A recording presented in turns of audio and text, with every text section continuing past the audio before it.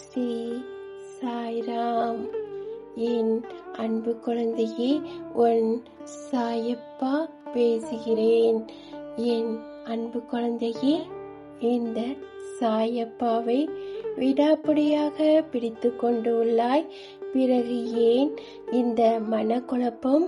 உன்னை நான் சோதிப்பேன், ஆனால் கைவிட மாட்டேன். என் அன்பு தங்கமே, உனக்கான தேவைகளை நான் அள்ளி தரப்போகிறேன்.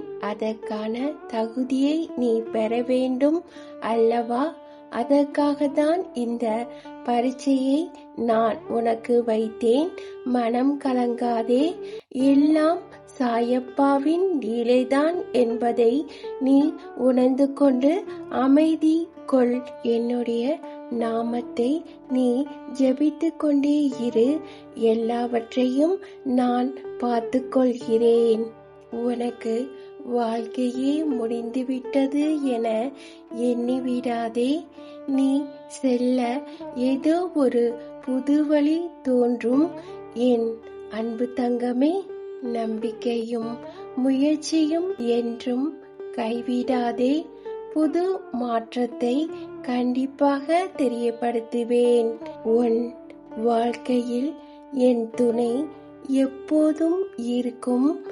என் அன்பு தங்கமே, நீ என்னிடம் கேட்க சில விஷயங்கள் வாழ்க்கையில் கடினமாக இருக்கிறது, அதற்கு மாற்று வழி இல்லையா என்று கேட்கிறாய்.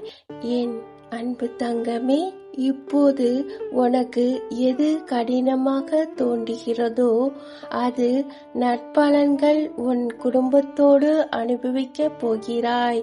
சிலருக்கு வேலையின் மூலமும் கர்ம வினைகளை தீர்க்க வாய்ப்பு கிடைக்கும்.